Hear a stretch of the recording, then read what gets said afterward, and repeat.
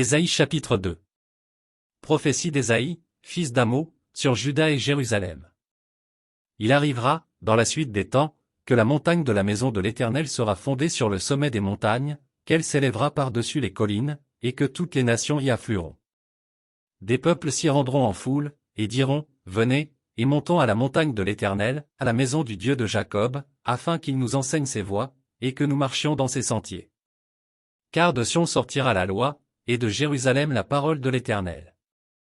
Il sera le juge des nations, l'arbitre d'un grand nombre de peuples. De leurs glaives ils forgeront des hoyaux, et de leurs lances des serpes, une nation ne tirera plus l'épée contre une autre, et l'on n'apprendra plus la guerre.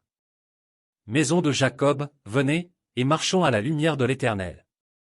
Car tu as abandonné ton peuple, la maison de Jacob, parce qu'ils sont pleins de l'Orient, et adonnés à la magie comme les Philistins, et parce qu'ils s'allient aux fils des étrangers. Le pays est rempli d'argent et d'or. Et il y a des trésors sans fin, le pays est rempli de chevaux, et il y a des chars sans nombre. Le pays est rempli d'idoles, ils se prosternent devant l'ouvrage de leurs mains, devant ce que leurs doigts ont fabriqué. Les petits seront abattus, et les grands seront abaissés, tu ne leur pardonneras point. Entre dans les rochers, et cache-toi dans la poussière, pour éviter la terreur de l'Éternel et l'éclat de sa majesté. L'homme au regard hautain sera abaissé, et l'orgueilleux sera humilié, l'Éternel seul sera élevé ce jour-là.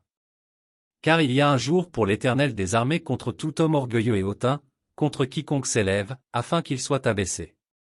Contre tous les cèdres du Liban, hauts et élevés, et contre tous les chênes de Basan.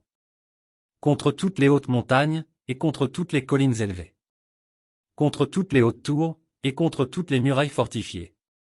Contre tous les navires de Tarsis, et contre tout ce qui plaît à la vue.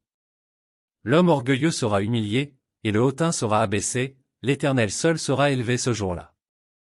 Toutes les idoles disparaîtront. On entrera dans les cavernes des rochers et dans les profondeurs de la poussière, pour éviter la terreur de l'Éternel et l'éclat de sa majesté, quand il se lèvera pour effrayer la terre. En ce jour, les hommes jetteront leurs idoles d'argent et leurs idoles d'or, qu'ils s'étaient faites pour les adorer, aux rats et aux chauves-souris.